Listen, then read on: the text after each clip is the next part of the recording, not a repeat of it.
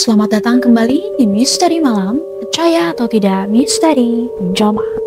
Kali ini kita akan membawa sobat mistis untuk menyelami kisah-kisah yang paling gelap dan tak terpecahkan juga dari dunia supranatural. Setelah menguak tentang teror kuyang di tanah Kalimantan, kali ini kita akan kembali ke jantung ibu kota Indonesia, yaitu Jakarta, untuk sebuah kisah yang sempat membuat gempar dan juga meneror warga pada masanya, yaitu tentang Nenek Gayung. Dalam khazanah mitos-mitos horor di Indonesia, Nenek Gayung adalah salah satu sosok yang paling dikenal dan juga cukup menakutkan. Pasalnya, sosok Nenek Gayung ini meninggalkan jejak ketakutan di benak banyak orang. Bayangkan saja sobat mistis, saat suasana malam yang cukup mencekam, ketika jalanan-jalanan mulai sepi dan gelap gulita membentang di hadapan sobat mistis. Lalu muncullah sesosok wanita tua dengan rambut putih yang panjang terurai, mengenakan kebaya hitam yang cukup legam dan pekat, membawa sebuah gayung serta tikar. Sosok ini bukan sekedar bayangan atau isapan jempol semata.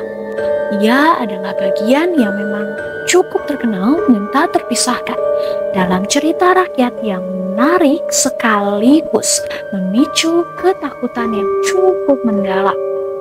Mitos tentang Nenek Gayung ini seolah menciptakan suasana horor yang begitu nyata, menghadirkan gambaran seorang wanita tua yang berkeliaran mencari sesuatu di balik gelapnya malam.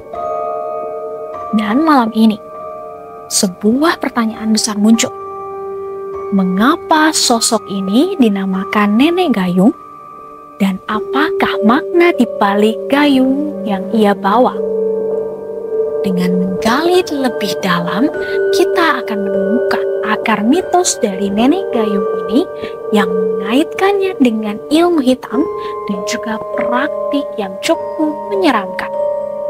Konon sobat mistis, Nenek Gayung ini dikatakan memakai ilmu hitam sebagai alat untuk mencari korban tumbang. Dengan membawa gayung, Nenek Gayung ini diyakini sedang mencari orang yang akan dijadikannya untuk tumbal sebagai sebuah ritual mandi misterius. Dan dengan image-nya yang cukup seram, menggunakan kebaya hitam dan rambut panjang yang cukup mencolok, menciptakan suasana yang membuat orang-orang takutan pada malam hari. Dengan ilmu hitam yang dipercayai Nenek Gayung ini menjadikannya sebagai salah satu daya tarik yang cukup misterius. Penggunaan gayung yang seharusnya sebagai alat mandi rumah biasa dalam konteks mitos ini berubah menjadi sebuah simbol kengerian yang cukup mencekam. Ia bukan lagi sebagai alat mandi, melainkan perkakas untuk sebuah ritual gelap. Tak heran jika mitos tentang Nenek Gayung ini kerap menjadi bahan cerita rakyat yang disampaikan dari generasi ke generasi. Sebuah narasi yang tak hanya menghibur, tapi juga menjadi peringatan bagi anak-anak untuk tidak keluar rumah pada malam hari tanpa alasan yang cukup jelas, menjaga mereka dari potensi bahaya yang tidak terlihat. Kisah mistis Nenek Gayung mulai beredar luas dan juga menggemparkan sekitar tahun 2011 hingga Januari 2012.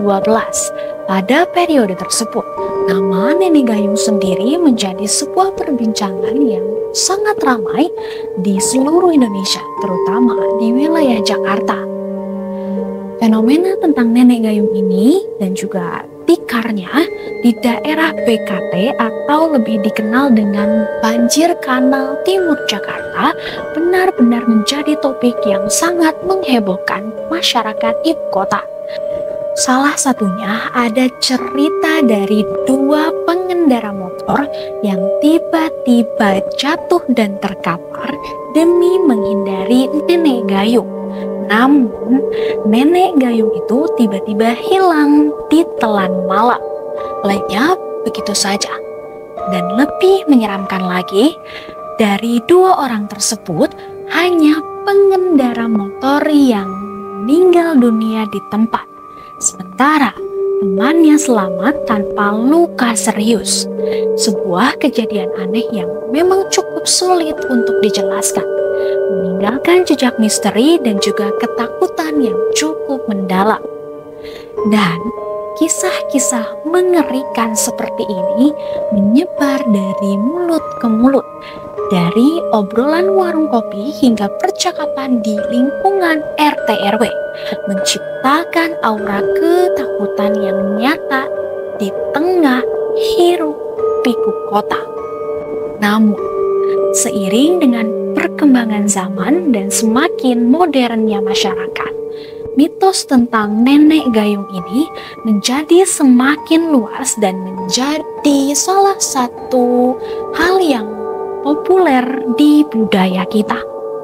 Cerita ini tidak hanya berhenti sebagai cerita rakyat biasa, Sobat Mistis, melainkan diadaptasi pula dalam berbagai bentuk media seni, termasuk film horor yang mendulang sukses, cerita pendek yang juga menggugah imajinasi, atau bahkan tentang cerita-cerita yang sunter di masyarakat. Dan juga ada bahasan dalam acara televisi yang membahas tentang fenomena-fenomena seperti ini, menjadikannya bagian yang tak terpisahkan dari landscape horor Indonesia.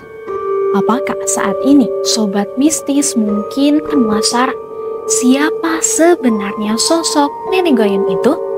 Dan bagaimana mitos dari cerita kisah nenek gayung ini sampai beredar luas dan juga begitu diyakini masyarakat, bahkan memicu kepanikan massal?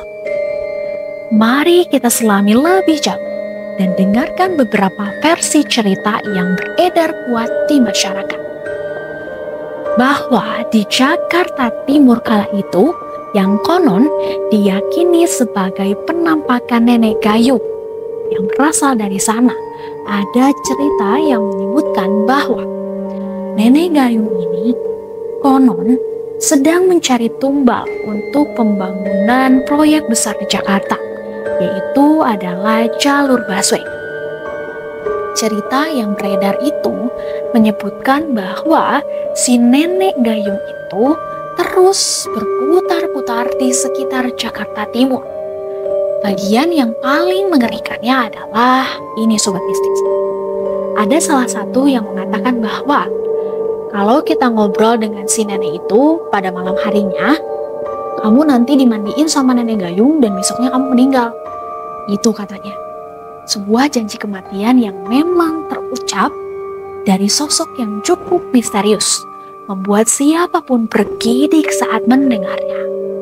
Lalu, Sobat Mistis, ada cerita kedua dari salah seorang yang memang mungkin cerita ini juga menjadi hal yang paling santer di masyarakat, yaitu menceritakan tentang seseorang bernama Sania dan sempat membuat bulu kuduk kita merinding di kalangan warga Jakarta saat itu.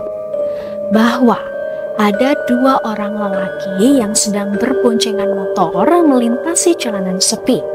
Lalu di tengah kegelapan, mereka tiba-tiba melihat sosok nenek berpakaian serba hitam dari atas sampai bawah, lengkap dengan gayung yang dia bawa juga tikar di tangannya. Rasa penasaran pun mengalahkan rasa takut, sehingga dua orang itu pun menghampiri si nenek gayung dan bertanya, "Nenek, mau kemana?" Jawaban si nenek itu begitu lirih namun menusuk. "Nenek mau mati, nenek minta dimandiin, nak." Setelah bercakap-cakap yang cukup lama, mungkin karena iba atau mungkin dorongan rasa ingin tahu yang cukup besar kala itu, kedua laki-laki itu pun tiba-tiba menawarkan untuk mengantarkan si nenek dengan motor. Namun, tanpa menunggu lama, motor mereka tiba-tiba terjatuh secara misterius. Warga yang mendengar keributan pun segera mengerubungi lokasi kejadian. Anehnya, yang ada hanya kedua laki-laki itu yang tampak baik-baik saja. Walaupun banyak yang percaya bahwa nenek gayung ini hanyalah mitos belaka, sebuah cerita fiksi untuk menakuti anak-anak atau sekedar menjadi bagian dari urban legend yang tersebar, cerita ini tetap hidup dan menjadi perbincangan menarik di masyarakat. Bahkan, beberapa orang masih meyakini bahwa ada kisah nyata di balik mitos ini yang beredar. Sebuah kebenaran yang tersembunyi, membuatnya semakin melekat dalam pikiran dan banyak orang yang terus menjadikannya sebagai misteri yang tak akan pernah terpecahkan.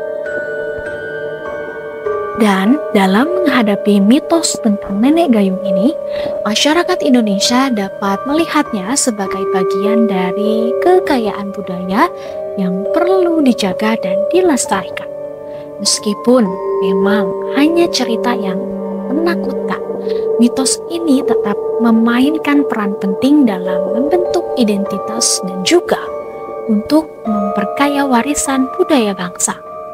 Ia mengajarkan bahwa kepercayaan tentang leluhur, tentang kekuatan cerita dalam kekuatan lisan, dan juga tentang bagaimana ketakutan bisa menjadi bagian dari narasi yang cukup berdampak. Dan juga seiring dengan berjalannya waktu, kisah tentang nenek gayung ini mungkin akan terus berkembang, menciptakan legenda yang tetap hidup dalam ingatan kita. Sebuah pengingat akan sisi gelap yang mungkin selalu ada di sekitar kita. Apakah Sobat Mistis pernah mendengar kisah lain tentang nenek gayung ini? Atau mungkin Sobat Mistis memiliki pengalaman yang tak terlupakan terkait mitos ini juga? Mari kita akan terus selami misteri-misteri yang ada di sekitar kita. Karena selanjutnya akan ada cerita kiriman dari Sobat Mistis yang akan kita dengarkan. Tetap di Misteri Malam, percaya atau tidak, misteri berjamaah.